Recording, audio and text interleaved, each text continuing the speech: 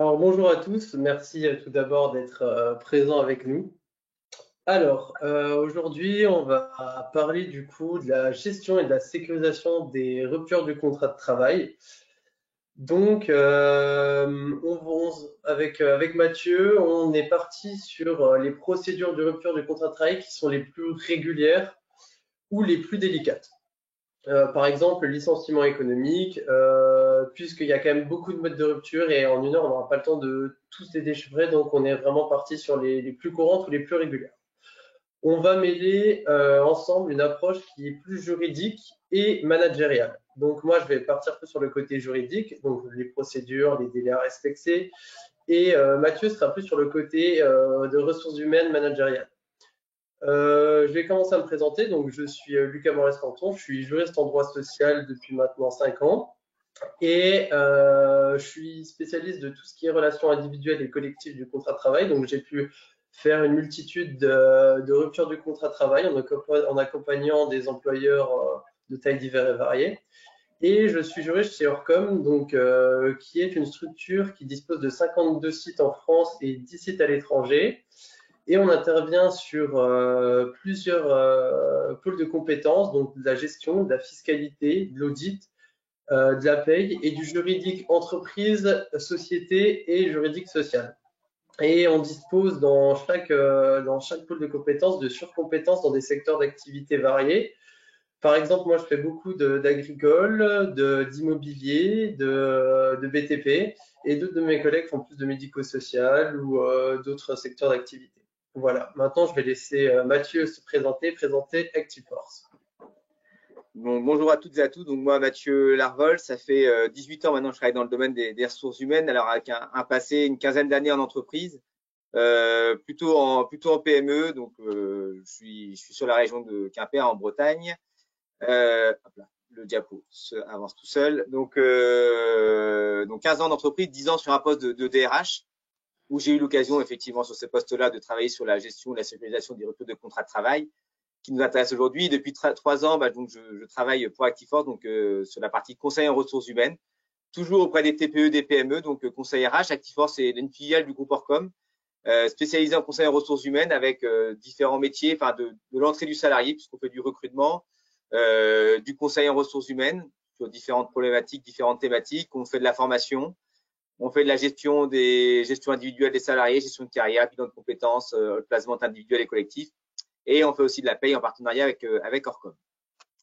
Avec une implantation sur le Grand Ouest de la France, mais de plus en plus avec le développement d'Orcom, ActiveForce intervient sur l'ensemble des territoires. Voilà, donc métier ressources humaines, un métier passion. Voilà, j'espère que ça va se voir aussi aujourd'hui. Avec beaucoup de plaisir à faire ce métier-là depuis 18 ans. Aujourd'hui, dans le sommaire, on va voir en fait différents types de départs, comme l'a évoqué Lucas. D'abord, ça va plutôt des départs qui sont à l'initiative de l'employeur. Après, départ à l'initiative du salarié. Et puis, on va terminer sur les départs négociés. Surtout, n'hésitez pas, vous avez un chat. N'hésitez pas à nous poser des questions s'il y a des modalités de départ où vous souhaitez que l'on mette l'accent dessus. On a essayé, comme disait Lucas, de pouvoir tous les balayer. Maintenant, en une heure, le temps va être compté. On va essayer non plus de ne pas vous donner trop d'informations. Mais s'il y a des sujets sur lesquels vous souhaitez qu'on mette l'accent, n'hésitez pas à nous poser des questions. Il y a un chat et dans la mesure du possible, on y répondra, soit dès à présent si on a les réponses, soit on reviendra vers vous à l'issue de ce webinaire. Voilà. On va essayer de le rendre interactif dans la mesure du possible. Donc voilà, on est là à votre disposition. J'aimerais juste, avant de commencer, de voir tous les types de ruptures, faire un point d'attention un peu général. Avant chaque rupture du contrat de travail, il faut bien identifier si le salarié tout d'abord dispose déjà d'une clause de non-concurrence. Donc ça, pour n'importe quel type de rupture, que ce soit à l'initiative de l'employeur ou d'un commun accord ou de la part du salarié. S'il y a une cause de non-concurrence, il ne faut pas oublier de la dénoncer si vous ne voulez pas justement payer l'indemnité qui est propre à la clause de non-concurrence.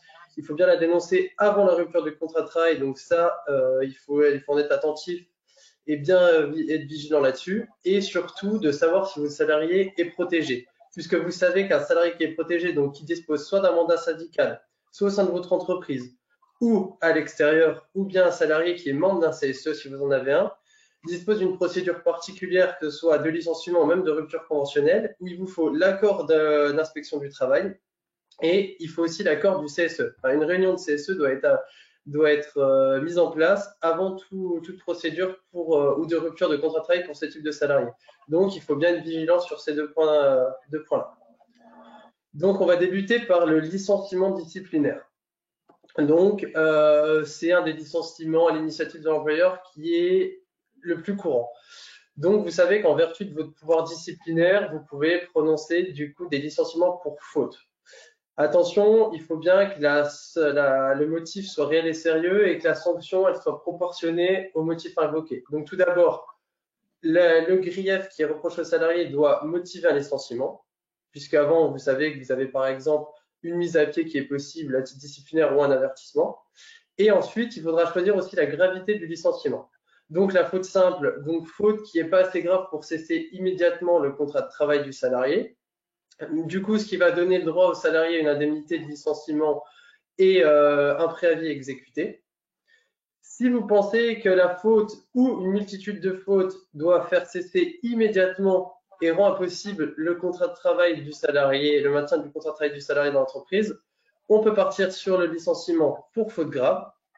Et ce licenciement pour faute grave, du coup, induira de ne pas avoir d'indemnité de licenciement et pas de préavis exécuté. D'accord?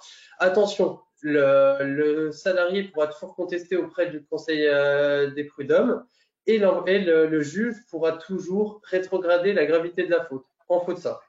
Donc, il faut qu'on soit sûr de la gravité des faits. Si vous êtes pratiquement sûr de la gravité du fait et que vous partez sur une faute grave, n'hésitez pas à mettre à pied à titre conservatoire le salarié. Comme ça, le salarié ne vient pas exercer au sein de votre entreprise jusqu'à la notification de licenciement. En sachant que jusqu'à l'entretien préalable, vous pouvez toujours vous pouvez toujours envisager de plus licencier le salarié ou de partir uniquement sur une faute simple.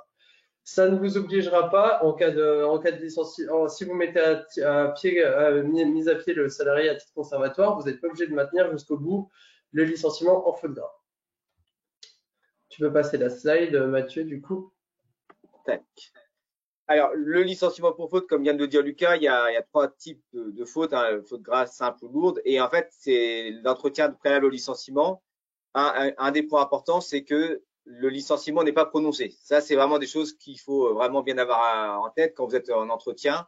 Faut vraiment, on envisage de licencier la personne. La personne n'est pas déjà licenciée lorsque vous rencontrez le salarié. Même si dans votre esprit, les choses sont faites, dans la façon dont vous allez les exprimer, c'est extrêmement important parce que vous avez un risque sinon de contentieux qui est extrêmement important.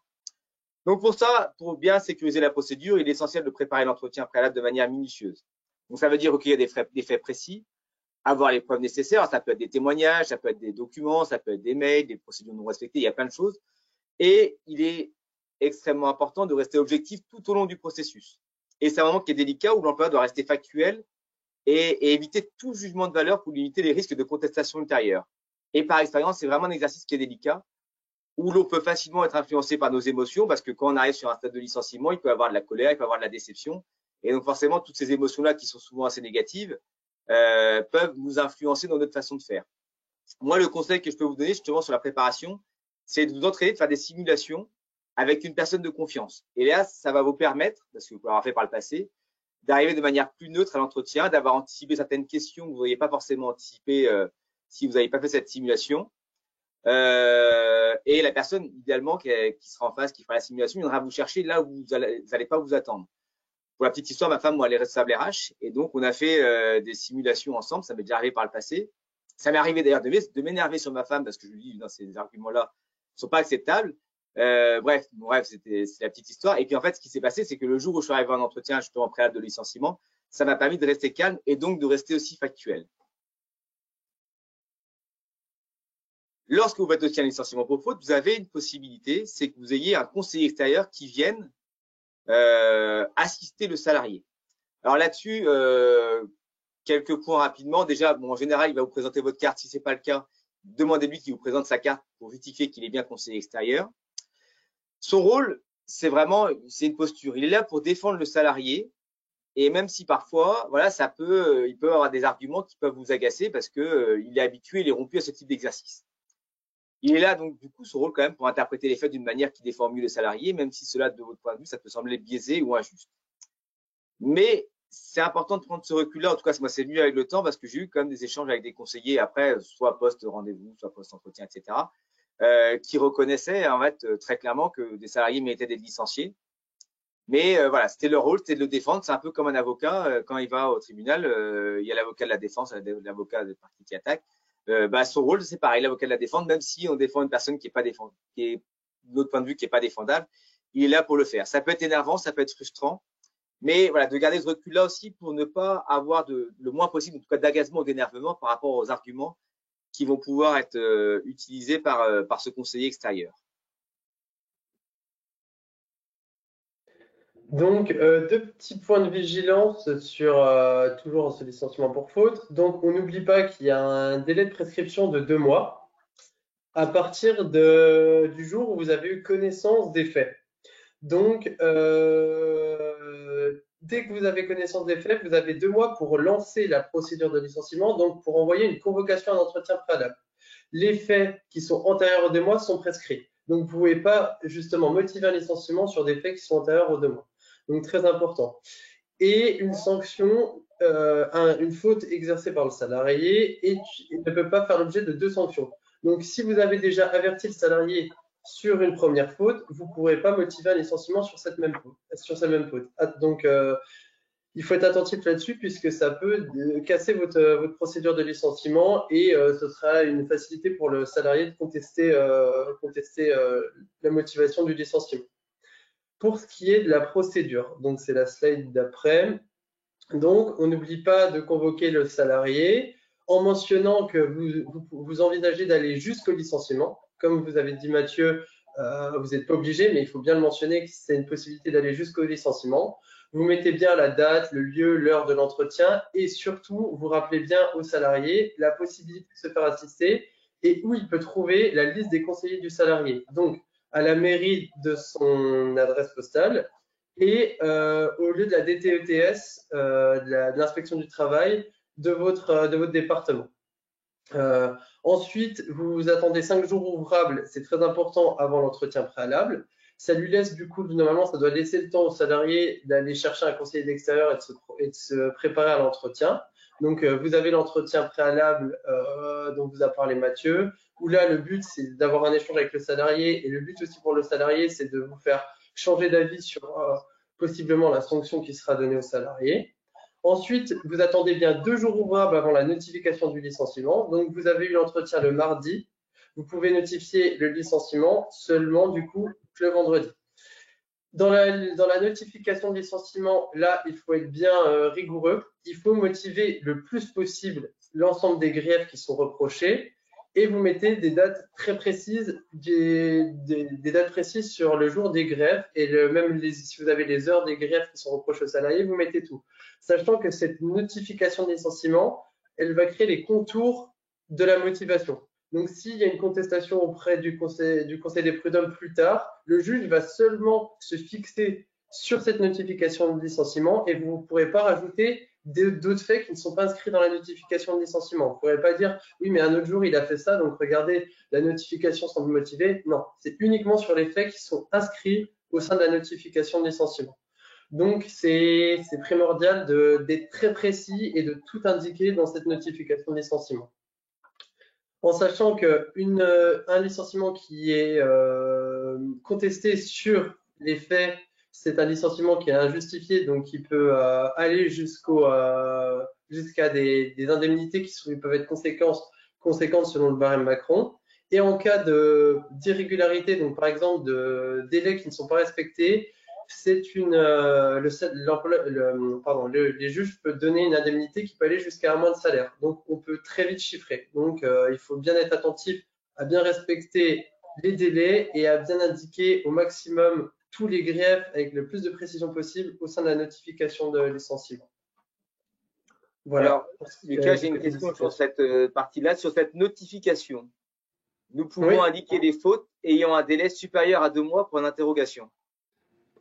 Alors, comment ça, supérieur Sur Alors, la en tout notification cas, de licenciement, est-ce qu'on peut indiquer des fautes qui sont supérieures à 2 mois? oui, alors, tant que les faits ne sont pas antérieurs, alors qu'ils ne sont pas antérieurs à 2 mois avant l'envoi de la convocation, tous les faits peuvent être remis. Peu importe la durée. Alors moi, si je comprends bien, si les faits ont duré pendant 2 mois, vous pouvez. Il faut bien que ce soit dans les 2 mois qui précèdent l'envoi de la notification de licenciement. S'il y a des faits qui sont nouveaux ensuite, vous pouvez aussi les indiquer au sein de la notification de licenciement. Il n'y a pas de souci. En fait, il faut se dire, vous prenez tous les faits qui sont antérieurs qui sont dans les 2 mois antérieurs à l'envoi de la convocation à l'entretien préalable, et tous les faits à partir de ce moment-là peuvent être indiqués au sein de la notification de licenciement. Il n'y a aucun souci là-dessus. Et si je vais dans une précision, est-ce que dans une notification de licenciement, on peut reprendre des avertissements qui ont été adressés à un salarié qui datent d'il Alors, y a 1 an, il y a 2 ans, il y a 3 ans?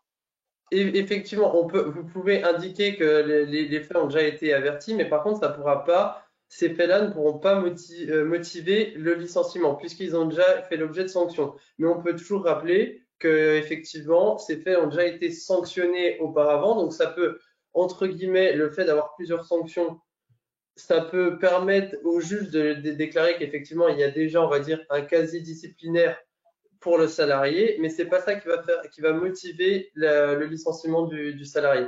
Mais on peut toujours l'indiquer, effectivement. Ok. Alors, le programme est dense pour ce matin, donc on avance sur le licenciement pour inaptitude. C'est bien ça. Donc, c'est une procédure qui est très à risque. Donc, c'est pour ça qu'il va falloir être vigilant et qu'on va prendre un peu de temps là-dessus. Donc, tout d'abord, l'inaptitude, c'est constaté par le médecin du travail uniquement. Que ce soit pendant une visite de reprise ou une toute autre visite qui soit demandée par le salarié ou soit une visite qui est demandée par vous-même.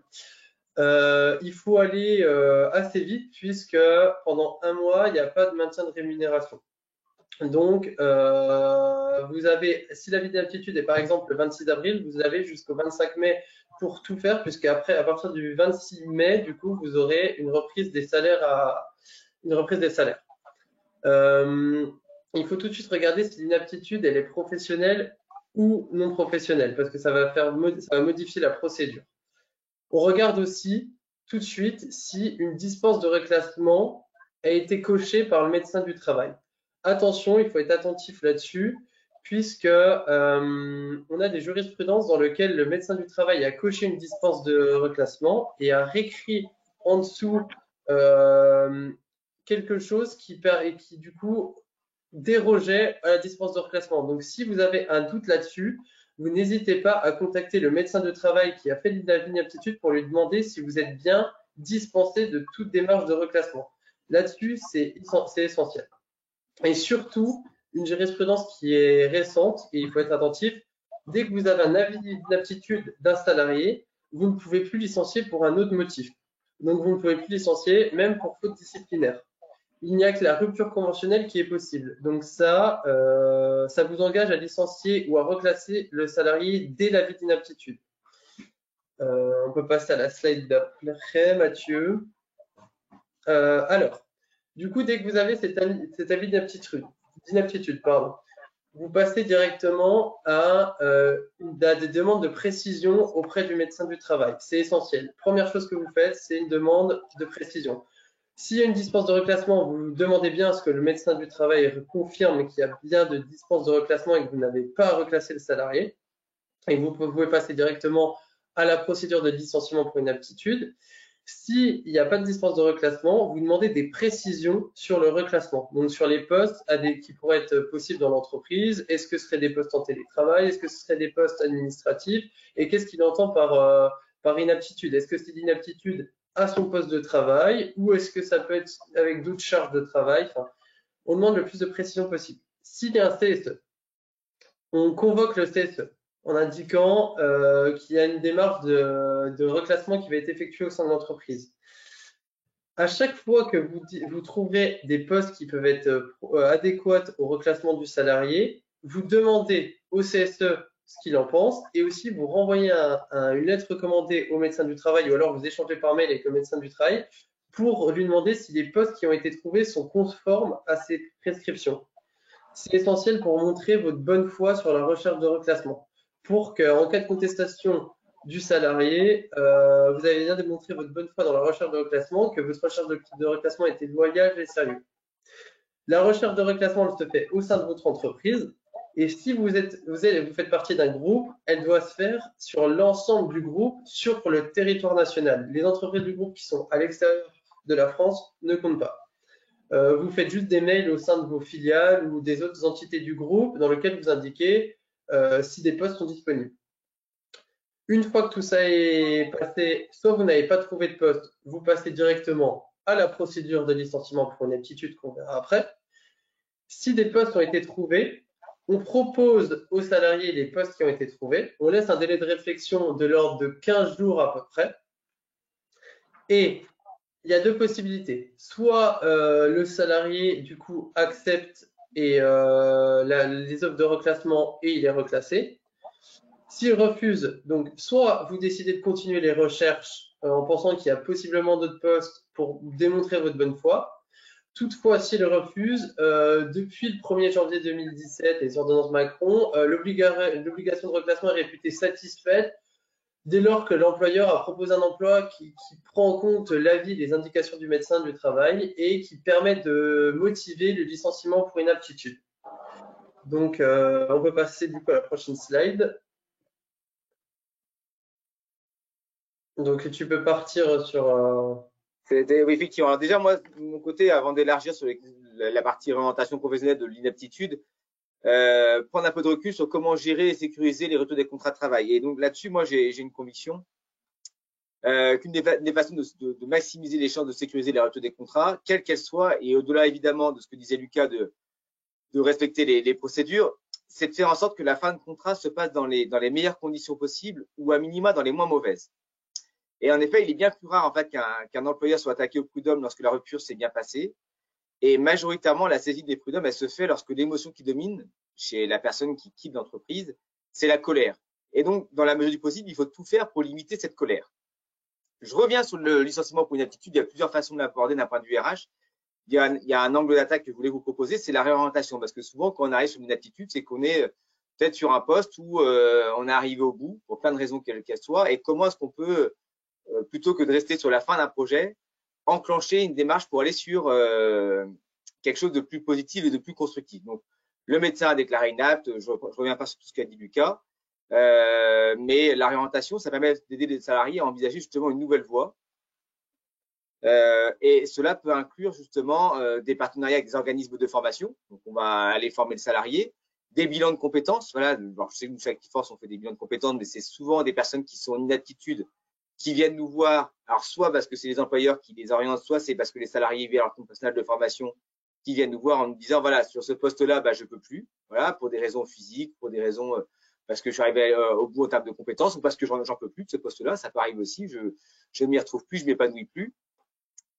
Et on peut avoir d'autres types d'accompagnement. L'idée, c'est de maximiser les chances de retrouver une activité, même si voilà, celle-ci se trouve en dehors de l'entreprise. C'est aussi une manière, je trouve, pour l'entreprise de prendre ses responsabilités lorsqu'elle ne va plus offrir de poste aux salariés. L'idée pour ça, pour que ça puisse marcher, c'est d'impliquer le salarié dans la démarche de réorientation parce que ça va être son futur, c'est son futur emploi. Ça favorise aussi son engagement et ça permet de réduire encore une fois les risques de conflits ultérieurs. On parle de son avenir, donc il faut pouvoir communiquer de manière transparente parce que l'inaptitude, c'est ce que le salarié ne peut plus faire. Maintenant, c'est le moment où on peut s'interroger sur ce que le salarié veut faire. Et veut faire, c'est aussi le moment de se dire bah, comment on va travailler sur des postes où j'ai un épanouissement personnel. Donc, construire un projet qui soit réaliste, qui soit respectueux. C'est un moyen pour limiter, encore une fois, je pense, et d'arriver sur un compromis gagnant-gagnant. C'est en tout cas le parti pris que j'ai pu avoir à plusieurs reprises dans mon poste de DRH par le passé et qu'on a aujourd'hui, qu'on voit régulièrement aujourd'hui chez Actiforce dans les entreprises qu'on peut accompagner pour justement faciliter les fins de relation. Donc, effectivement, pour reprendre, une fois que le dispositif de reclassement comme on vous a démontré avec Mathieu et ma slide d'avant. Une fois que tout cela est terminé, donc vous pouvez convoquer du coup le salarié à un entretien préalable dans lequel vous lui indiquez que soit malgré toutes les démarches de reclassement, aucun poste n'a pu être trouvé, ou soit malgré les propositions de poste qu'il a refusées, vous êtes dans l'obligation de licencier, de partir sur une procédure de licenciement pour inaptitude. Donc l'entretien préalable et enfin le prononcé du licenciement dans lequel vous motivez le plus possible. Donc soit vous motivez en indiquant toutes les démarches de reclassement que vous avez effectuées. Donc nous avons contacté cette filiale, nous avons recherché tel poste, les démarches pour retrouver un poste administratif n'ont pas été menées à bien puisque nous n'avons pas de nouveaux postes à vous proposer là-dessus ou tous les postes sont déjà complets. Enfin, vous motivez sur toute la démarche de reclassement, vous motivez sur l'obligation de prononcer le licenciement, en mettant aussi, vous pouvez préciser si c'est un refus du salarié que dans le cadre du refus, il n'y a plus d'autres postes disponibles. Enfin, vous motivez le plus possible. Et du coup, le licenciement arrive à terme. Donc, deux cas de figure. Soit c'est une indemnité de licenciement pour inaptitude non professionnelle. Dans ce cas de figure, c'est une simple indemnité de licenciement qui est versée sans indemnité compensatrice de préavis, vu que le salarié est inapte, mais il ne peut pas effectuer son préavis, donc il n'y a pas d'indemnité à verser là-dessus. Si c'est un licenciement pour inaptitude d'origine professionnelle, dans ce cas de figure, malheureusement, c'est que ça peut coûter très cher puisqu'il y a une indemnité spéciale de licenciement. Donc, il faudra payer une indemnité de licenciement qui est doublée au salarié. Et en plus de ça, vous devez payer une indemnité compensatrice de préavis. Donc ça la durée du préavis va dépendre de votre convention collective.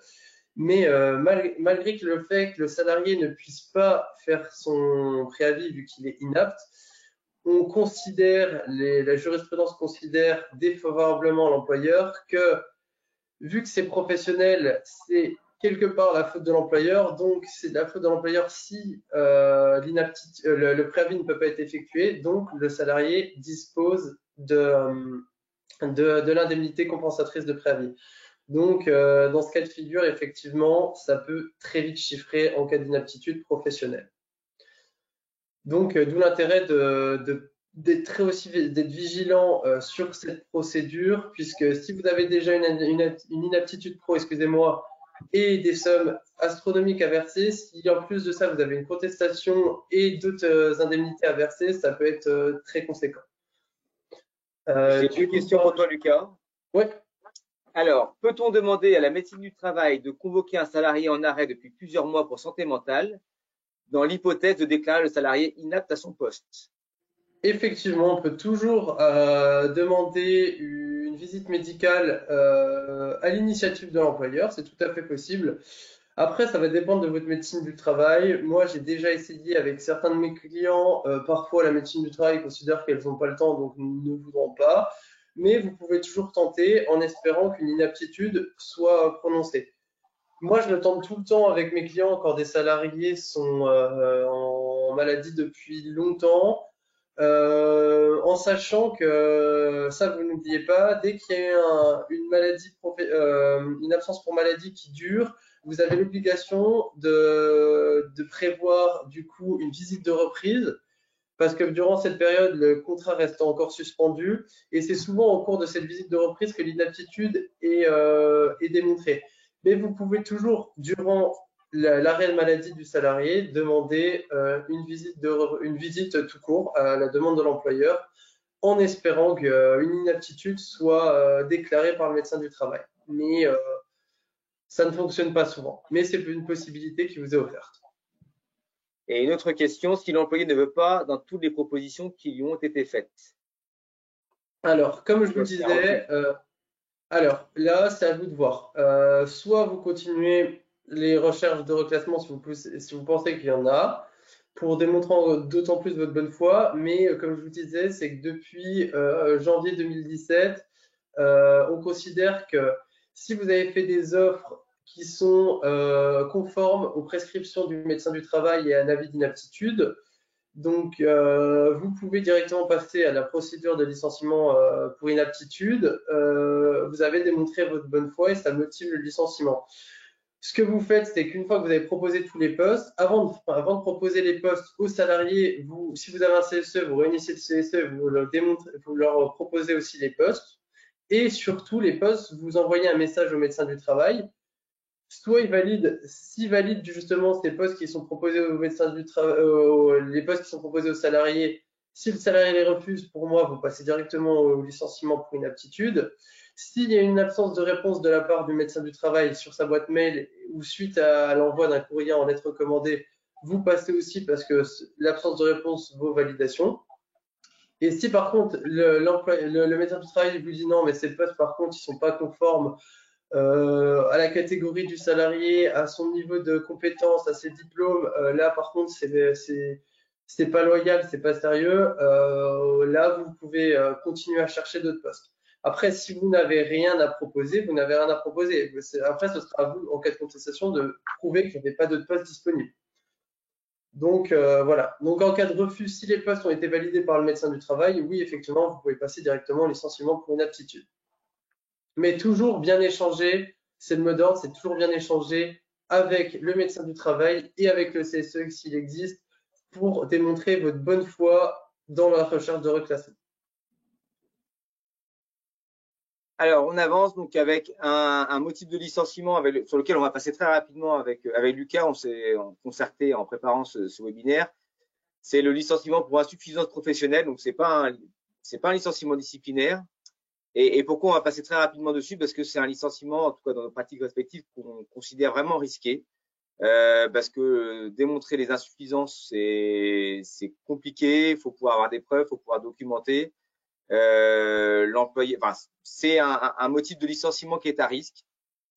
Et donc, voilà, nous, on préconise, en tout cas, selon les cas de figure, soit d'envisager d'autres types d'aller vers des formations, un accompagnement personnalisé, etc. Soit d'aller vers d'autres types de motifs pour avoir une séparation et donc une rupture du contrat de travail. Mais l'insuffisance professionnelle est voilà, vraiment risquée au niveau du Conseil des prud'hommes. Donc, on va avancer. Et donc, on passe à un motif qu'on retrouve régulièrement, qui est l'abandon de poste du salarié. Alors, l'abandon de poste du salarié. Donc, depuis 2023, le législateur est venu nous offrir deux possibilités. Donc, il y a la procédure originelle qui était le licenciement pour abandon de poste, qui est une qualification du licenciement en faute grave si vous agissez assez vite. Si vous laissez le salarié en abandon de poste pendant un an, ce sera plus un licenciement pour faute grave, mais pour faute simple. Nous, on va partir de l'hypothèse que vous agissez tout de suite au bout de 2 mois, sans retour du salarié, sans motif, sans justification d'absence. On va partir sur le fait que ce soit une faute grave, donc il n'y a pas d'indemnité de licenciement à verser. Par contre, le salarié a le droit à l'allocation de chômage. Dans la nouvelle procédure qui a été créée par le législateur en 2023, qui est la démission présumée suite à un abandon de poste, donc vous n'avez toujours pas d'indemnité à verser. La différence, c'est que le salarié ne bénéficie pas de droit aux allocations de chômage, mais attention, c'est que la procédure est très à risque selon nous. Nous la déconseillons. Pourquoi? Pendant longtemps, l'adage était qu'une démission ne se présume pas. C'est au salarié de démontrer qu'il a une volonté claire de démissionner pour éviter que ce soit l'employeur qui force, entre guillemets, le salarié de démissionner. Et d'autant plus qu'on n'a toujours pas de jurisprudence sur cette procédure. Donc les risques, on ne les connaît pas vraiment. Donc on peut passer à la slide d'après. Alors, je vais partir tout de suite sur la procédure de licenciement pour faute grave. Donc, on a une absence du salarié qui dure depuis plus de 48 heures sans motif. Vous n'avez pas de certificat médical, le salarié ne vous a pas donné de justification d'absence. On envoie une première lettre directement après les 48 heures pour demander au salarié de justifier son absence ou de reprendre son poste de travail. Toujours pas de réponse du salarié ou de reprise du travail ou de motif légitime pendant une semaine, on envoie toujours en lettre recommandée avec accusé de réception, très important pour avoir une preuve, une lettre de mise en demeure dans laquelle on indique au salarié de reprendre son poste de travail ou de justifier son absence. Toujours rien au bout d'une semaine, donc on a attendu 2 semaines. On notifie le licenciement pour faute grave. Le salarié quitte l'entreprise, pas d'indemnité de licenciement à verser.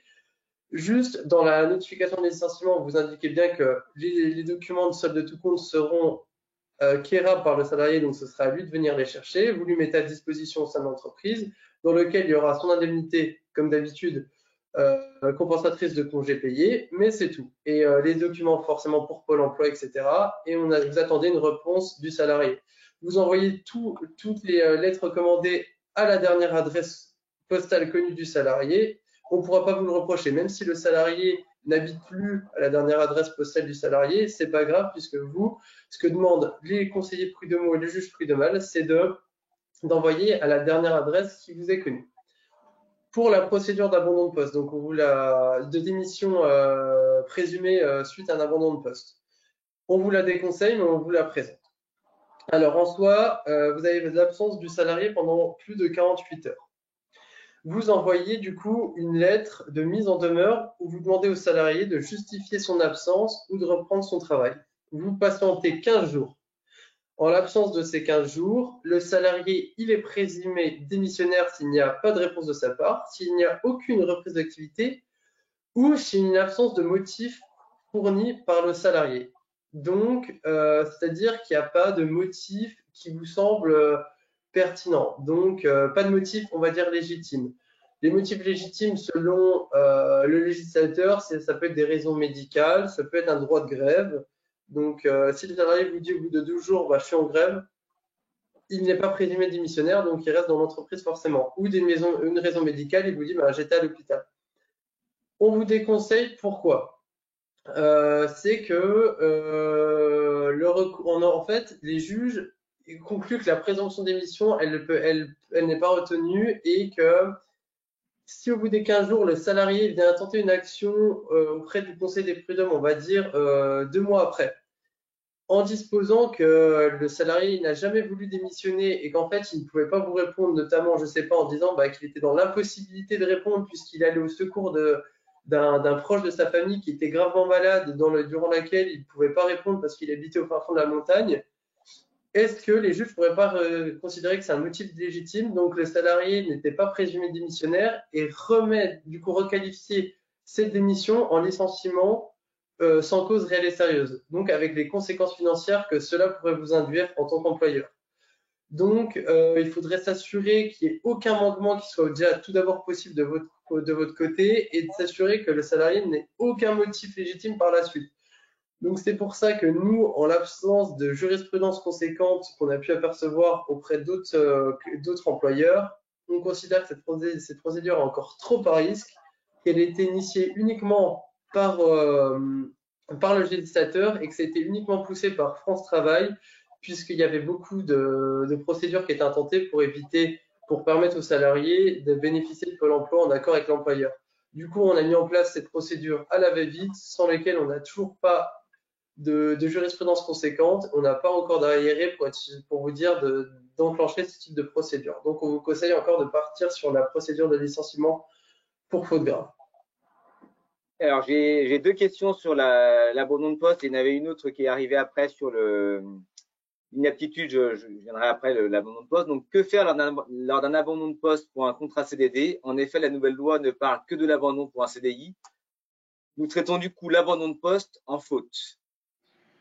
Là, effectivement, dans ce cas de figure, si le CDD ne revient pas, ce que je peux vous conseiller, c'est que si le CDD arrive à terme peu de temps après, ça ne sert à rien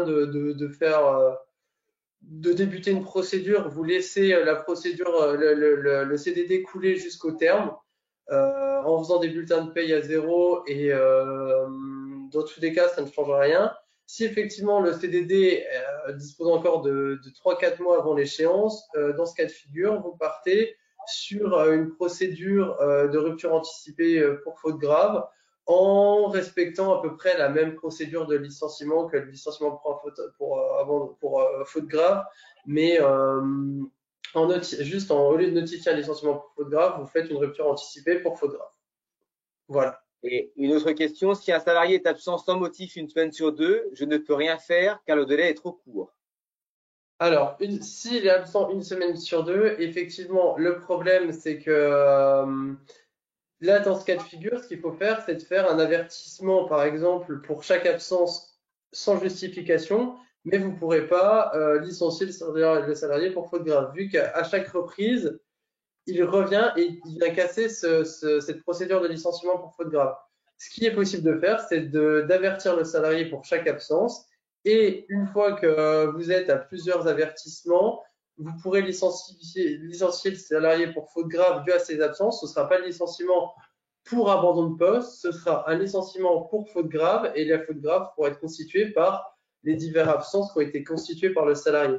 Je sais bien que la nuance est un peu compliquée à comprendre, mais ce ne sera pas, comme je vous dis, un licenciement pour abandon de poste, ce sera vraiment un licenciement pour faute grave suite aux absences répétées du salarié qui constitue forcément une faute grave puisque ça vient désorganiser l'activité de l'entreprise. Mais il faut bien à chaque fois avertir le salarié, mais attention, être sûr que le salarié ne vous a pas communiqué de motifs légitimes d'absence à chaque fois. Si effectivement il revient comme une fleur à chaque fois en disant bah, j'étais absent parce que j'étais absent, non, ce n'est pas possible et ça désorganise l'entreprise, donc on part sur un licenciement pour faute grave. Je reviendrai sur la question sur l'inaptitude, mais juste alors pour l'abandon de poste, je voulais partager, moi c'était une expérience quand je faisais mes études, juste avant en fait, de la création de la rupture conventionnelle en 2006-2007, un de mes profs de droit me disait que l'abandon de poste, c'était la Rolls-Royce des départs négociés. Pourquoi? Parce qu'en fait, à l'époque, c'était le seul moyen pour qu'un salarié puisse quitter l'entreprise tout en ayant droit à ses allocations chômage, et ce qui est souvent une condition importante, voire nécessaire pour qu'un salarié accepte de quitter l'entreprise sans engager de procédure contentieuse. Et donc, de nombreux abandons de poste étaient arrangés avec un calendrier qui était convenu à l'avance, on se mettait d'accord à quel moment les courriers allaient être envoyés, la date de l'entretien préalable de licenciement, et c'était fait dans un esprit de bonne entente. Et aujourd'hui encore, cette pratique peut être utilisée de mon point de vue lorsqu'un salarié souhaite partir pour des raisons perso, mais que vous, en tant qu'employeur, vous n'avez aucune envie, ni intérêt, ni désir de voir partir la personne. Vous n'avez pas envie de supporter non plus les coûts de la rupture conventionnelle. On verra tout à l'heure la rupture conventionnelle. Donc, d'avoir notamment les indemnités de départ. Et dans ce cas de figure, justement, l'abandon de poste peut être une solution qui soit un côté un peu gagnant-gagnant. Donc, faut vraiment le voir, je trouve, comme alors c'est plus la Rolls-Royce parce qu'aujourd'hui, effectivement, il y a une seconde Rolls-Royce qui est la rupture conventionnelle.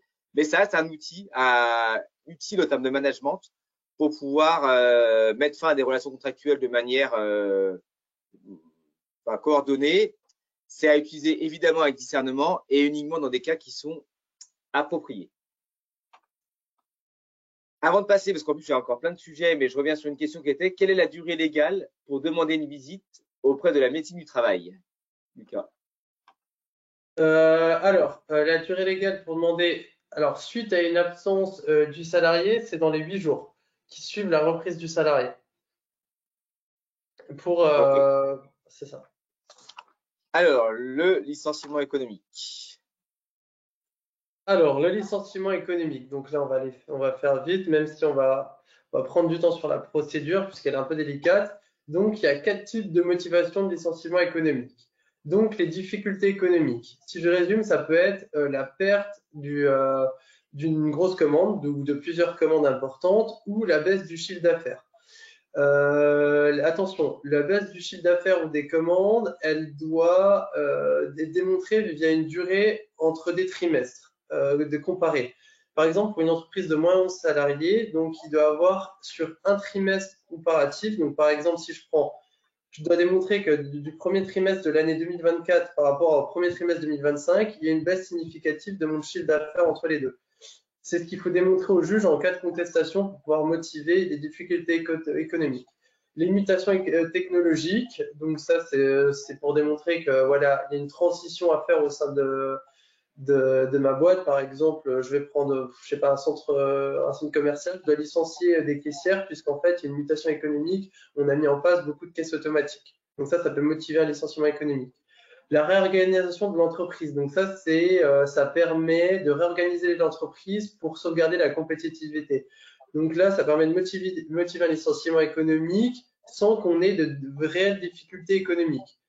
Attention, ça doit être la survie de l'entreprise sur le long terme qui doit être assurée. Ça ne doit pas permettre de rendre l'entreprise plus performante. On ne licencie pas pour rendre plus performant l'entreprise. Ensuite, la cessation d'activité totale ou définitive de l'entreprise. Totale et définitive, c'est-à-dire que toute l'activité doit cesser et elle doit être définitive. Pas de reprise de l'activité. Donc demain, vous arrêtez l'activité décembre 2024, il n'y a pas de reprise, ça motive un licenciement économique. Ensuite, la procédure, donc bien distinguer si elle est individuelle ou collective, puisque la procédure va dépendre de ces deux cas de figure. S'il y a 2 salariés qui sont licenciés pour motif économique dans une période de 30 jours, on est sur le cas d'un licenciement économique. La différence, c'est que c'est dans le cas d'un CSE. Si vous avez un CSE dans le cadre du licenciement individuel, c'est pas nécessaire de convoquer le CSE, même si nous, on vous encourage à le faire. Dans le cadre du licenciement collectif, il faut convoquer le CSE et lui remettre un document dans lequel on indique les raisons du licenciement économique, le nombre de licenciements qui sont envisagés, les catégories professionnelles concernées par le licenciement économique, etc. Une fois qu'on a réuni le CSE, tout d'abord, moi, ce que j'aimerais ça, c'est ce que mes clients ont parfois du mal à comprendre, c'est qu'il y a un ordre des licenciements. C'est-à-dire que ce n'est pas automatiquement le salarié qui est affecté au poste qui va être supprimé qui est forcément licencié. Il y a des critères de licenciement à prendre en compte. Les critères de licenciement, ils sont soit fixés par un accord collectif qui est négocié au sein de votre entreprise, mais ça, c'est très rare, soit la convention collective qui vous est applicable, c'est plutôt rare. À défaut, c'est à l'employeur avec consultation du CSE s'il existe, mais à défaut, c'est à vous, de manière discrétionnaire, de mettre en place les charges, les critères d'ordre du licenciement. Il y a 4 critères d'ordre à prendre en compte: les charges de famille, l'ancienneté, la situation sociale du salarié et les qualités professionnelles. Vous, en tant qu'employeur ou en accord avec le CSE, vous pouvez les pondérer, donc choisir lequel sera en premier, lequel sera en deuxième, lequel sera en quatrième et en cinquième. Vous pouvez aussi en ajouter en plus de ceci. Et en fonction de ces critères que vous classez, un salarié va ressortir avec le plus de points, un qui va ressortir avec le moins de points, et c'est le salarié là qui sera concerné, donc celui qui est en dernier, qui sera concerné par le licenciement. Ce n'est pas à vous de choisir. Et si jamais vous licenciez un salarié, si 2 salariés, par exemple, il y en a 2 qui sont concernés et les 2 étaient disposaient de plus de points et que c'est eux qui sont licenciés, s'ils viennent à contester, eh ben, ça va rendre vos licenciements sans cause réelle et sérieuse. Donc, très important de comprendre ça. C'est pas vous qui choisissez quel salarié sera concerné, mais ça va dépendre de ces critères d'ordre. Une fois que ce critère d'ordre a été décidé, on passe au reclassement. Donc le reclassement, c'est à peu près le même qu'on a vu pour le licenciement pour inaptitude. Donc il faut proposer des postes qui sont disponibles au sein de l'entreprise ou au sein du groupe en France, comme je vous disais. Ce sont les postes qui relèvent de la même catégorie que celui de l'intéressé, de la même catégorie professionnelle. Des postes qui disposent de la même rémunération, même évolution professionnelle, même formation professionnelle, comme je vous disais. Un emploi inférieur peut être proposé s'il n'y en a pas d'ailleurs, ça j'ai oublié de vous dire pour une aptitude, mais attention, le salarié peut le refuser et c'est un motif légitime de refus. Si vous avez un licenciement économique collectif, ce que vous pouvez faire, vous pouvez prévoir une liste dans laquelle vous envoyez aux salariés avec des offres de reclassement globales. Vous envoyez toute une liste de postes qui est diffusée à tous les salariés. Vous n'êtes pas obligé de faire une annonce précise. Quand vous faites, ça j'ai oublié de vous préciser, quand vous faites une offre de reclassement aux salariés, vous indiquez l'intitulé du poste qui est proposé, le nom de l'employeur si ça reste, bon, si ça reste vous ou si c'est dans le cas d'un groupe, le nouvel employeur, la nature du contrat de travail, la localisation aussi du poste, le niveau de rémunération et la classification du poste. Donc à quel poste il va être proposé. Ensuite, on parlera plus en détail par la suite sur le reclassement, avec le reclassement externe, si tu veux en parler par la suite, Mathieu. Une fois que du coup vous avez fini cette procédure de reclassement, du coup vous convoquez le salarié, enfin vous convoquez le CSE tout d'abord si vous en avez un, vous lui indiquez toute la démarche de reclassement qui a été faite, vous échangez avec eux pour voir si ça a été respecté ou pas. Ensuite, vous convoquez le salarié, du coup, un entretien préalable comme d'habitude. Vous attendez 5 jours ouvrables.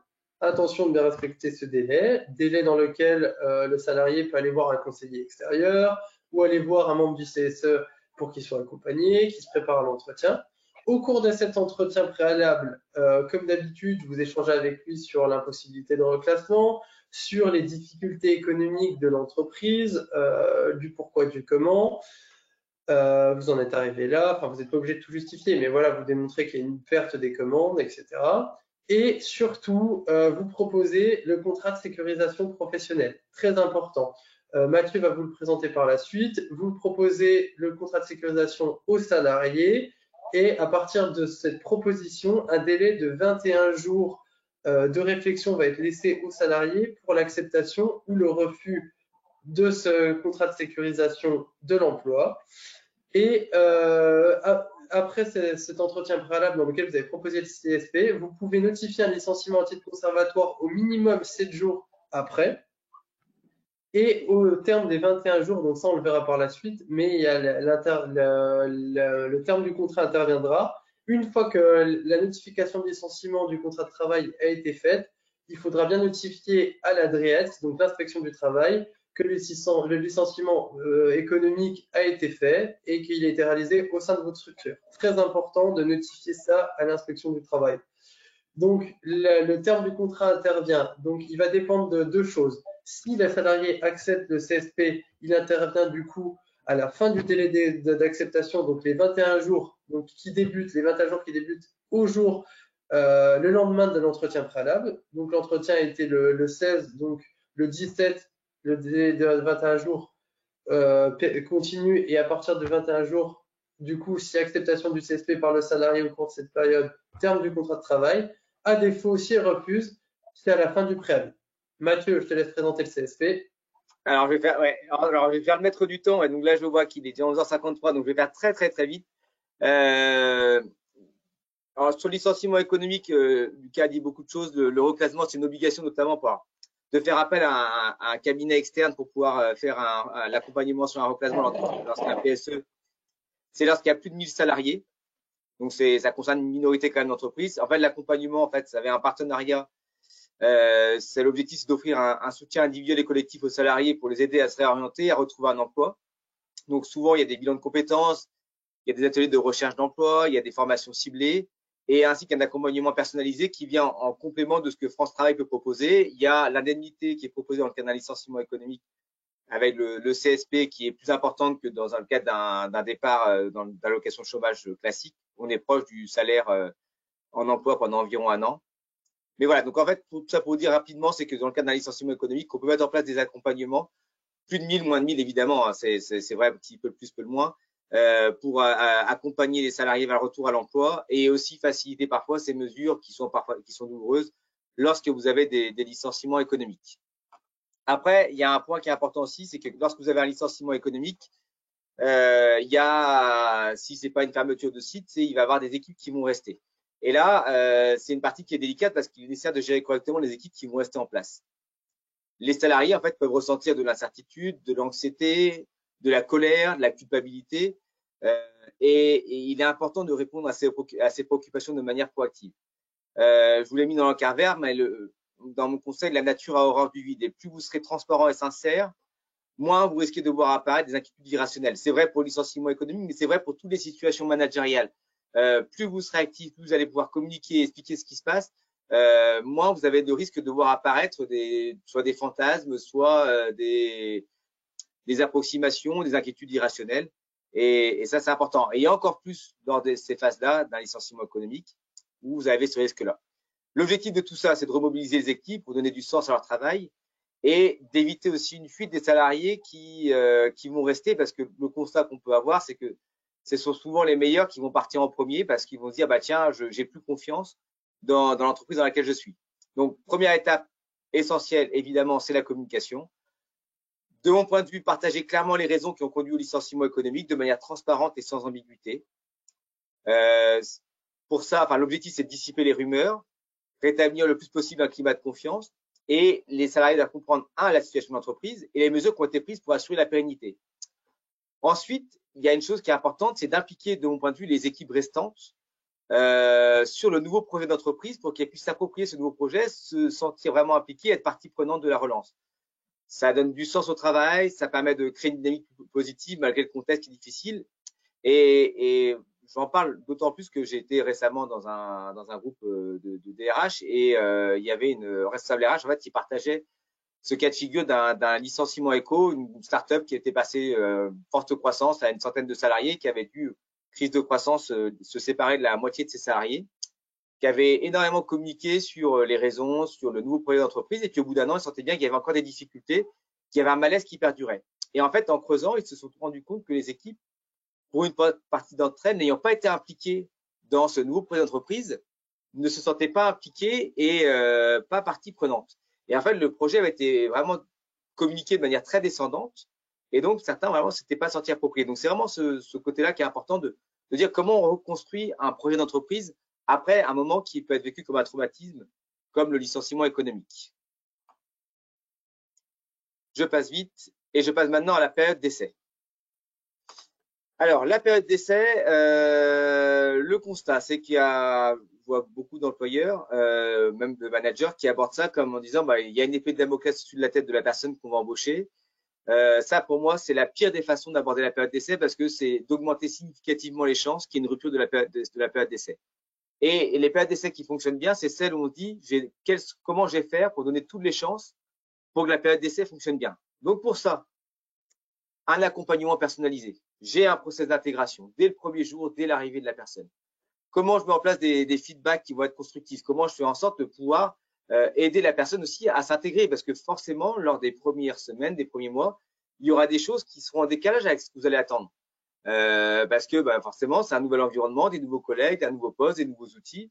Et donc là, le rôle de l'employeur, le rôle du management, c'est d'aider la personne à pouvoir s'intégrer. J'élargis très vite, mais la période d'essai, quand elle se rompt, dans les études, mais c'est assez constant dans les années, on estime entre 30 et 150 000 euros le coût d'un recrutement raté. Parce que vous allez avoir les coûts directs. Voilà, le coût direct, c'est la rémunération, c'est le coût du recrutement, le coût lié à son remplacement. Les coûts indirects, c'est le temps que vous avez passé sur l'intégration, sur la formation, les frais de départ, la perte de business, la surcharge des autres personnes aussi que vous allez avoir dans votre équipe. Et le pire, ce sont les coûts cachés. Pour l'avoir vécu, c'est l'agacement des équipes, la perte de morale, la non-qualité et surtout la perte de confiance dans les choix managériaux. Vous allez embaucher une personne, elle ne reste pas. Fin de période d'essai. Deuxième personne, fin de période d'essai. La troisième personne, potentiellement, ça va être la bonne. Mais si vous n'avez pas pris, si les équipes ne font pas ce qu'il faut pour bien l'intégrer, potentiellement, vous allez pouvoir arriver sur une troisième fin de période d'essai. Donc, c'est ça. Donc, c'est vraiment de travailler sur l'intégration, tout faire pour que ça fonctionne. Et vraiment, c'est, en tout cas de mon point de vue, au dernier recours, oui, on peut arriver sur la fin de la période d'essai, mais c'est pas ce qu'on, faut pas partir dans cette idée-là que ça peut arriver. Je fais très vite et je vois qu'il est déjà midi. Lucas, à toi. Ouais, quelques points donc en vitesse sur la période d'essai. Donc attention à bien respecter le délai de prévenance qui est indiqué au sein des conventions collectives généralement qui vous sont applicables. Juste un point de vigilance, si vous ne pouvez pas respecter le délai de prévenance, par exemple, vous voulez rompre la période d'essai la veille du terme de cette période d'essai et que votre délai de prévenance est de 2 semaines, ce que vous faites, c'est que vous dispensez le salarié de faire cette délai de prévenance et vous payez pour les 2 semaines. Puisque si vous laissez dépasser la fin de période d'essai en se disant bon c'est pas grave, je lui ai annoncé que la période d'essai allait être rompue à la fin du délai de prévenance de 2 semaines, donc c'est pas grave, ça rentrera dans la rupture de période d'essai. Non, c'est un licenciement sans cause réelle et sérieuse. Donc si vous n'avez pas le temps si ça dépasse justement le terme de la période d'essai, vous dispensez du délai de prévenance. Être bien attentif au moment de la rupture. Si le salarié est en maladie et en congé maternité, même si vous pouvez justifier que le salarié ne fait pas l'affaire sur ses compétences et que vous voulez rompre la période d'essai, nous, on vous déconseille de le faire, puisque là, ça pourrait rendre la rupture nulle, et dans ces cas, il y a des dommages et intérêts conséquents qui pourraient être accordés au salarié. Le risque, c'est de démontrer que la rupture est discriminatoire. Donc, dans ces cas-là, on ne fait rien, sachant que la maladie et les congés maternité, etc., vont prolonger la durée de période d'essai. Donc, c'est pas grave. On attend le retour de maladie, de congé mat, et dans ces cas de figure, on reprendra par la suite. On attend un petit bout de temps, on regarde si le salarié fait l'affaire, et par la suite, on motive une rupture de période d'essai, mais pas pendant ces temps-là.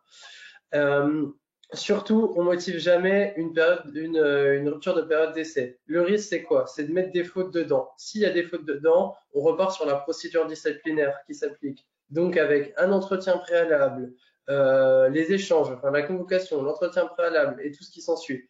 Donc, ce qu'on vous conseille, c'est de jamais motiver une rupture de période d'essai. Rupture d'essai est terminée, et si jamais le salarié demande le pourquoi, par la suite, on motive qu'il ne faisait pas l'affaire ou que ses compétences n'étaient pas celles que vous attendiez. Voilà.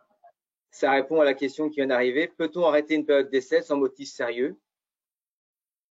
Alors, sans motif sérieux, oui, mais puisque vous n'avez pas à motiver, mais il faut faire attention qu'il n'y ait pas de fait qui puisse vous être reproché. Est-ce que le salarié n'a pas été en maladie avant? Est-ce que vous n'avez pas connaissance que la salariée est enceinte? Enfin, faire attention que la salariée ne puisse pas vous dire par la suite, attention, il a motivé la rupture de période d'essai du fait de ma grossesse, du fait de, je sais pas, mon origine sociale. Après, c'est pour ça qu'il faut quand même laisser du temps. Si vous allez rompre une période d'essai 2 jours après le début, c'est compliqué de motiver que le salarié ne fait pas l'affaire. Laissez du temps pour démontrer que juste les compétences du salarié ne sont pas celles que vous attendiez. Et après, vous n'avez pas à motiver, juste, il ne faisait pas l'affaire, mais laissez du temps et surtout faites attention à ce qu'il n'y ait pas de motifs discriminatoires qui peuvent être invoqués par le salarié. On avance, donc là, c'est un motif qui est lié au salarié, la démission.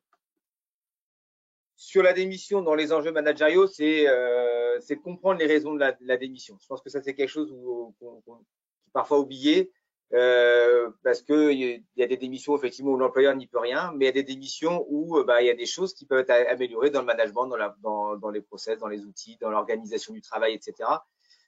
Surtout s'il y a une fréquence qui se répète, parce que ce turnover-là, on en a parlé, le coût du recrutement, le coût du turnover, c'est extrêmement élevé en termes de perte de qualité, en termes d'ambiance, en termes de qualité de travail, en termes de business. Donc voilà, donc d'aller chercher les informations. Encore une fois, maintenir une bonne relation, parce qu'une relation qui se terminera bien, c'est une personne qui restera aussi en poste jusqu'au terme de son préavis, ou en tout cas jusqu'au bout de son contrat de travail et qui travaillera en tout cas avec le plus d'implication possible. Si les relations se dégradent pour des questions des fois d'ego, d'orgueil, parce que voilà, finalement, on est déçu de voir une démission arriver, j'ai vu des situations partir de manière délicate et donc du coup personne n'était gagnant à la fin. Dans les conseils, il peut être parfois utile de réduire la période d'essai et de réduire plutôt le préavis, excusez-moi.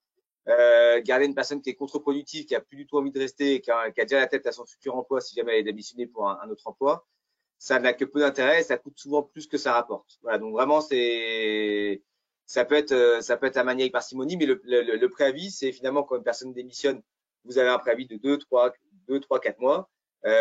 C'est pour vous une possibilité, mais c'est pas une obligation. Et si ça demande la démission, voilà, ne respecte pas le préavis, ce qu'on disait avec Lucas, d'aller au tribunal des prud'hommes parce que la personne n'a pas respecté le préavis, c'est vraiment à manier avec parcimonie parce que souvent ça sert à rien, c'est beaucoup de temps, beaucoup d'énergie pour pas grand-chose. Alors, pourrez-vous nous envoyer les slides? Oui, évidemment, vous recevrez les slides à l'issue de ce webinaire. Alors, on passe maintenant sur la rupture conventionnelle qui est un motif qu'on retrouve fréquemment. Oui, donc la procédure de rupture conventionnelle, alors c'est la procédure de rupture que je fais le plus, qui est le plus demandée. Du coup, c'est une procédure qui est réservée au CDI, donc pas de CDD, il n'y a pas de rupture conventionnelle. Du coup, attention, la procédure, dès que la salariée est déclarée inapte ou en congé maternité, elle est interdite. Impossibilité de contournement du licenciement économique par la procédure de rupture conventionnelle. Donc, on fait attention. Si vous êtes dans des difficultés économiques, par exemple, conséquentes, et que vous demandez un licenciement éco, ça peut être contesté puisqu'en fait, ça va permettre de contourner la procédure de licenciement économique avec tout ce qui est plus favorable pour le salarié, donc le CSP, etc. Tout ce qui est procédure de reclassement. Donc, on évite de proposer une rupture conventionnelle pendant des difficultés économiques. Être attentif à la procédure spécifique pour les salariés protégés, comme je vous disais, dans ce cas de figure, la procédure qui est assez simple habituellement, cette fois-ci, il y a un passage par l'inspection du travail qui doit valider à ce que la rupture conventionnelle elle est bien neutre, c'est-à-dire que chaque membre est d'accord et qu'il n'y a rien qui est reproché aux salariés protégés. J'en ai déjà fait une dizaine de fois, ça a toujours été accepté par l'inspection du travail. Là-dessus, il n'y a pas trop de risques, mais attention de bien respecter la procédure. Et surtout, la négociation est libre. Donc, c'est une négociation entre vous et le salarié. Il peut y avoir 1, 2, 3 entretiens. C'est à vous de décider. C'est à vous de vous mettre d'accord avec le salarié. L'indemnité peut être plus conséquente que l'indemnité minimale de licenciement qui est le minimum. Ça, c'est une négociation qui est totalement libre. La procédure, donc, souvent, vous avez un premier échange, donc on peut aller jusqu'à 3 entretiens, mais vous pouvez en avoir qu'un. Ça peut être directement un entretien de signature. Nous, c'est habituellement ce qu'on fait, c'est habituellement ce que je fais avec mes clients, mais on peut avoir 3 entretiens, un entretien de cadrage, un entretien de négociation, un entretien de signature. Ensuite, une fois que les documents sont signés, que vous êtes mis d'accord avec le salarié sur la procédure, un délai de rétractation de 15 jours calendaires débute. Donc, une des deux parties, que ce soit vous ou le salarié, peut user de son droit pour stopper la procédure. Une fois que les 15 jours sont arrivés, vous pouvez du coup déposer la procédure auprès de l'inspection du travail, du site TLRC. Donc là débute un délai de 15 jours ouvrables, ce qui s'appelle le délai d'homologation. C'est le délai qui est laissé à l'inspection du travail pour valider l'accord. Et une fois que que les 15 jours ont été effectués et que vous avez un accord implicite d'homologation, de validation de la rupture conventionnelle, la rupture du contrat de travail intervient. Petit point, j'ai beaucoup de demandes des employeurs qui me disent est-ce que mon salarié peut poser des congés payés? Est-ce que s'il est en arrêt de maladie pendant cette durée ou pendant la procédure en plein milieu, que ce soit après le délai de rétractation, avant, après le délai de l'homologation, peu importe, non, ça n'interrompt pas la procédure. Elle continue à se dérouler jusqu'à la date de fin de contrat qui est indiquée au sein de la convention de rupture conventionnelle. Ça ne joue pas dessus. Donc oui, il peut poser ses congés payés si vous voulez qu'ils soient soldés avant la fin de rupture du contrat de travail. Il y avait une question aussi, est-ce que c'est possible pour les salariés en alternance et donc en CDD? La réponse, non. c'est pas possible. Et c'est vrai que la rupture conventionnelle, pour l'avoir très fréquemment utilisée, c'est un outil managérial qui est précieux à pas négliger et ce serait vraiment dommage de s'en priver parce que moi je sais que j'ai connu beaucoup de situations où on aurait pu arriver sur des licenciements pour faute, mais la problématique du licenciement pour faute, c'est qu'on arrive sur un constat d'échec. Parce que finalement, faute simple, on est sur des indemnités qui sont de même nature en termes de montant ou très proches. Et pour autant, quand vous arrivez sur le licenciement pour faute, vous arrivez, le contentieux peut arriver. Parce que voilà, je vous dis, vous arrivez sur un échec, vous reprochez des choses, voilà, on arrive sur des choses vraiment assez négatives. Alors que la rupture conventionnelle, qui n'existait pas encore une fois avant 2008, où là, on n'avait pas cet outil-là, ça a permis de pouvoir faciliter, de solder pas mal de situations que j'ai pu être amené à rencontrer. Je vous dis, moi, en l'espace de 10 ans sur un poste de DRH, j'étais 2 fois au prud'homme et les 2 fois au prud'homme, j'ai eu aucun souci puisque j'en avais un, c'était un licenciement pour harcèlement sexuel. Et puis l'autre, c'était pour sexisme, outrage, tout ce qui était possible et inimaginable. Donc là-dessus, il n'y avait aucun problème. On acceptait d'aller au prud'homme et d'aller sur du licenciement. Mais donc plein de situations, finalement, on est arrivé sur des fins de relation où on sentait bien qu'on arrivait au bout de l'histoire. La rupture conventionnelle était vraiment une solution pour terminer proprement, de manière intelligente. Et c'est vrai que quand c'était l'employeur qui arrivait, qui demandait justement, qui était plutôt à l'initiative de cette rupture conventionnelle, souvent pour que ça puisse marcher, le constat, c'était qu'on est sur dans les intérêts 30-70 ou 70-30. Là, en dessous, c'est plus compliqué quand on est sur du 20-80. Mais quand on commence à avoir un intérêt des deux côtés, ça devient intéressant. Et souvent, moi, il y avait 3 possibilités finalement qu'on arrivait au bout de l'histoire. Soit on disait, dans le cas de figure, en rappelant le contexte, il y a soit la démission, ça peut être une possibilité, mais souvent pour le salarié, il n'y avait aucun intérêt puisqu'il partait sans indemnité et sans allocation chômage et donc avec un risque fort. Soit l'autre solution, c'est de dire, vu la situation, vu le contexte, on pourrait arriver sur un licenciement, mais c'est souhaitable pour personne. Et finalement, on arrivait dans la façon dont c'était présenté sur la rupture conventionnelle, qui était la solution presque naturelle et qui était la solution presque gagnante-gagnante. Donc voilà, donc servez-vous-en. Évidemment, c'est sûr que si un salarié a peu d'ancienneté, c'est plus facile d'aller sur la rupture conventionnelle parce que le coût sera beaucoup moins élevé. Ça, c'est une évidence. Et c'est sûr qu'une personne qui a une vingtaine d'années d'ancienneté, on peut se poser la question. Maintenant, ça peut aussi des fois être intéressant parce qu'un salarié qui demande une rupture conventionnelle, souvent, c'est qu'il envisage de partir. Même si vous n'avez pas forcément d'intérêt, il faut aussi peser le fait que ça peut avoir des impacts sur son baisse d'engagement, sa baisse de performance, des relations contractuelles qui pourraient à un moment donné arriver à être plus difficiles. Donc, ne vous privez pas de cet outil-là qui est, de mon point de vue, ancien DRH, un formidable outil pour la gestion des relations sociales. Après, j'aimerais juste rebondir, Mathieu, 30 secondes. Même pour un salarié qui a beaucoup d'ancienneté, parfois il est préférable de partir sur une rupture conventionnelle malgré le coût que ça peut avoir, plutôt que de tenter un licenciement en créant un faux motif de licenciement disciplinaire sur un salarié qui a beaucoup d'ancienneté, puisque après, avec le barème Macron, ça peut chiffrer beaucoup plus vite en cas de contestation. Sachant que la rupture conventionnelle est quand même plus sûre et il y a beaucoup moins, très peu de risques de contentieux par la suite.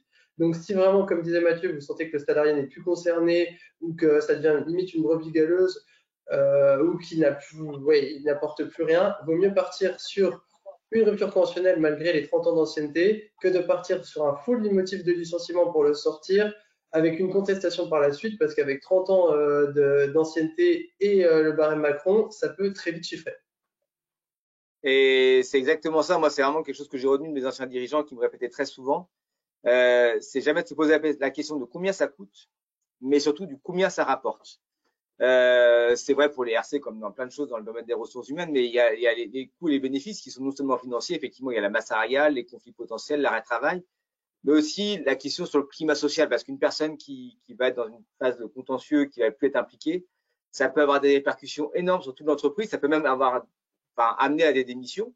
Voilà, finalement, quelqu'un qui va vous pourrir l'ambiance, faire de la mauvaise qualité, etc., peut amener à des démissions, peut amener à, je vous dis, des pertes de clients. Donc, c'est vraiment se poser la question, c'est rester focus, c'est quel est l'intérêt de l'entreprise. Est-ce qu'il y a plus d'avantages que d'inconvénients? Et enfin, terminons donc par la transaction. Donc, la transaction. Donc, alors, c'est un contrat écrit par lequel les parties, par des concessions réciproques, terminent une contestation qui est née ou préviennent une contestation qui est à naître. Donc, conditions de forme, existence d'un écrit, autant d'originaux que de parties ayant un intérêt distinct. Donc, ça, c'est obligatoire. Conditions de fond. Donc, l'existence d'un litige qui est né à l'occasion soit de l'exécution du contrat de travail, ou soit de par à la rupture du contrat de travail. Attention, quand vous transigez avec un salarié, il faut bien que l'objet et la cause de la transaction soient licites. C'est un objet, c'est-à-dire qui n'est pas prohibié par la loi. Donc, par exemple, vous ne pouvez pas dire, bon, ben, la rupture, le licenciement que j'ai effectué, je sais qu'il n'est pas conforme, donc on va, en échange d'une somme d'argent, on va dire que c'est une rupture de période d'essai. Non, ça, c'est pas possible, c'est prohibé par la loi. La rupture, elle doit être bien définitive et attention, il faut que ce soit des concessions qui sont dites réciproques. Donc, c'est-à-dire pas forcément totalement proportionnelles, mais elles ne doivent pas être dérisoires. Donc, le salarié ne peut pas, par exemple, renoncer. Vous allez créer, suite à la rupture, on va dire une clause de non-concurrence que vous n'aviez pas mis. Donc, vous transigez là-dessus en disant, bon, bah non, je vois que tu veux aller travailler chez un de mes concurrents, bah, on va créer a posteriori une clause de non-concurrence et en échange, je vais te donner 1 euro. Là, dans ces cas, c'est dérisoire. Donc, il faut bien que ce soit des concessions qui sont réciproques de chaque côté. Vas-y, Mathieu. Et c'est vrai que le point de départ de la transaction, c'est, encore une fois par expérience, il vaut mieux un mauvais accord qu'un bon procès. C'est vrai que la transaction a vocation à éviter un prud'homme. Le prud'homme, c'est quelque chose d'extrêmement chronophage et d'énergivore parce qu'il faut préparer le dossier, même si on se fait assister par un conseil ou par un avocat, pour pouvoir réunir les preuves. C'est énergivore, c'est souvent quelque chose qui reste dans la tête et donc du coup, c'est de l'énergie qu'on ne consacre pas au développement de son entreprise. Mais évidemment, toutes les situations ne s'y prêtent pas. Je vous ai évoqué tout à l'heure, moi, 2 cas de figure que j'ai connus, notamment le cas de harcèlement sexuel. En aucun cas, la transaction n'était envisageable. Là, on a été au prud'homme et on n'avait aucune difficulté en disant ça, parce que ça touchait aussi à des valeurs, ça touchait à des faits qui étaient voilà, moralement condamnables. Mais pour autant, il est quand même essentiel de rester objectif et d'éviter de laisser le jugement moral prendre le dessus, même si c'est parfois difficile, parce qu'on a des humains. Nos valeurs peuvent être parfois fortement heurtées par certains comportements, mais il est toujours important de se poser la question, est-ce que cette solution, elle sert l'intérêt de mon entreprise? plutôt que de se dire est-ce que il ou elle le mérite ou la mérite cette transaction. Ça, c'est quelque chose qui est important et donc de pouvoir aussi faire appel à un conseil ou une personne extérieure dans des cas de figure permet d'avoir un regard beaucoup plus neutre sur une situation où forcément, en tant qu'employeur, on est très souvent directement impliqué et donc du coup, on n'a pas forcément le recul nécessaire pour pouvoir analyser la situation. Et puis, dans la pratique, dans la transaction, ça a permis des fois de pouvoir solder des situations. Il m'est arrivé de signer des transactions en présence des avocats des deux parties, sans dater le document, parce que la transaction, dans les faits, doit être signée une dizaine de jours au minimum après la fin des relations contractuelles. Mais bon, des fois, pour que des licenciements, on sache que ça va se passer dans des bonnes conditions, on faisait la procédure de licenciement. La transaction était signée et non datée avec les avocats qui gardaient les documents originaux. Et les documents étaient signés, enfin, étaient datés des deux parties 10-15 jours après la fin des licenciements. L'idée, encore une fois, c'est de dire qu'il vaut mieux un mauvais accord qu'un bon procès. Et nous arrivons au terme de ce webinaire avec un bon quart d'heure de retard. On vous prie de vous en excuser. On est disponible si vous avez des questions. On a essayé d'y répondre au fur et à mesure parce qu'il y avait, voilà, c'était plus simple de répondre aux questions au fur et à mesure plutôt que d'attendre la fin, comme c'est le cas pour certains webinaires. Mais là, vu qu'il y avait quand même différents motifs qui étaient évoqués au fur et à mesure, on est à votre disposition avec Lucas pour vous apporter et vous répondre du mieux possible. Effectivement, on n'a pas pu tout aborder. On a essayé d'être le plus concis possible et malheureusement, on a quand même débordé. Donc, n'hésitez pas si vous avez des questions complémentaires, on y répondra avec plaisir. Soit maintenant ou sinon, voilà, on reste disponible aussi. Vous avez nos mails qui apparaissent, nos numéros de téléphone. N'hésitez pas. On va laisser 4-5 minutes pour que les questions arrivent éventuellement et mûrissent. Alors, j'ai une première question. Pourrais-je avoir la procédure pour arrêter un contrat avec un alternant? Effectivement, moi, alors, la procédure, elle est spécifique puisqu'en fait, il y a aussi une demande qui doit être directement formée auprès d'un conciliateur. Donc, c'est une procédure spécifique. N'hésitez pas à m'envoyer un mail, notamment si vous souhaitez avoir la procédure plus concrète par écrit, elle est un peu plus, elle est spécifique vraiment aux alternants et il y a des délais à respecter et notamment parfois un conciliateur à consulter dans ce cas de figure. Et ça dépend aussi du motif. Est-ce que c'est d'un commun accord? Est-ce que c'est pour faute? Sachant que quand c'est pour faute, c'est plus compliqué à aller chercher. Ça va dépendre aussi de quel motif est invoqué. Non, c'est notre faute. On a été bavard, on a un peu débordé. Mais il y avait tellement de sujets quand on a préparé le webinaire. On voyait bien qu'il y avait énormément de choses à dire. On a essayé de synthétiser et de faire des choix. Malgré tout ça, on n'a pas réussi à tenir le timing. Mais surtout, ce qui est important pour nous, c'est on espère voilà, avoir été utile, vous avoir appris des choses, et puis vous soyez plus à l'aise le jour où vous aurez en tant qu'employeur à gérer et sécuriser des retours de contrat de travail. Bon, ben, n'hésitez pas, en tout cas, on est à votre disposition. Si vous avez des questions complémentaires, vous allez recevoir le diaporama et puis ben, on vous souhaite en tout cas un bel après-midi. Et une très bonne journée. Merci en tout Et cas. merci à vous. Au revoir. Au revoir.